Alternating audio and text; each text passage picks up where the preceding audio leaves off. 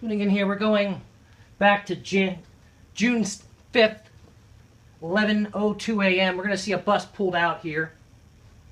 What we're addressing here is 4 distinct spills that occurred in less than 40 hours within 50 feet of a storm drain. Now, the storm drain, viewed in previous videos, is right here, just behind the phone pole. The majority of the spills that occurred during their maintenance processes, which are occurring outdoors, outside of the facility, and are spilling fluids, is right in here. Spills that occur from fueling or re-upping, replenishing fluids of vehicles are occurring right here. Storm drain.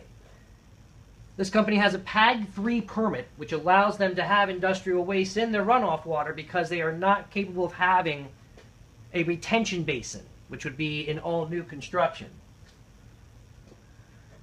That permit requires semi-annual testing, of which they have submitted no tests since getting that permit issued in mid-16. The degraded state of the alley seen here can be seen a little bit later on as the sun changes. We're scheduled to have a resurfacing done and have the storm drains addressed, perhaps re-engineered. So what we're going to see is this bus moved,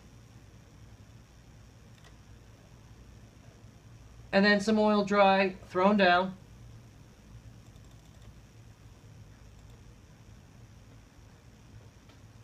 Now this is spill remediation. This isn't prevention. This isn't standard operating procedure. Working outdoors makes prevention all that more necessary. This is damage control. And by its literal definition, the damage is already done. With these petroleum products acting as a solvent and breaking down the tar, bonding the macadam together, this accelerates the degradation of the alley. 11:05 a.m. Moving on to 11:48 p.m. We're going to begin to see some activity back here between these two buses.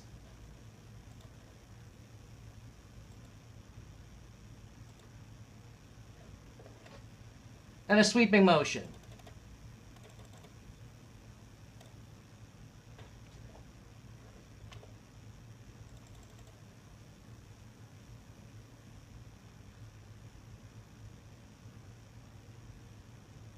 And stop. We're going to see the same individual that we've seen before with previous nighttime spills. Not much to see here,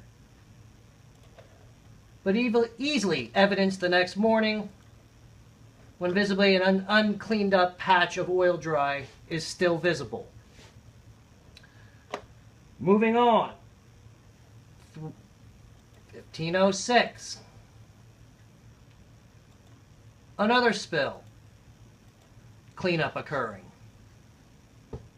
This is on the 6th, so this is about 29 hours later.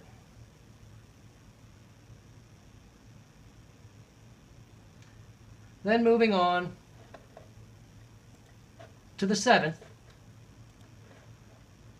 when at 2:30, another spill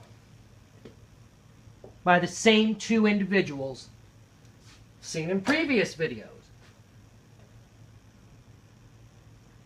including the one on the 15th.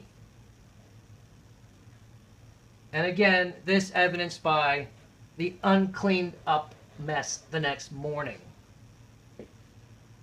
This is a very real concern, and it's going to become a very expensive one when taxpayer dollars continues to maintain roads destroyed by, and we have to clean up messes in our watershed, and people downstream have to deal with the runoff from this sort of activity. More to come.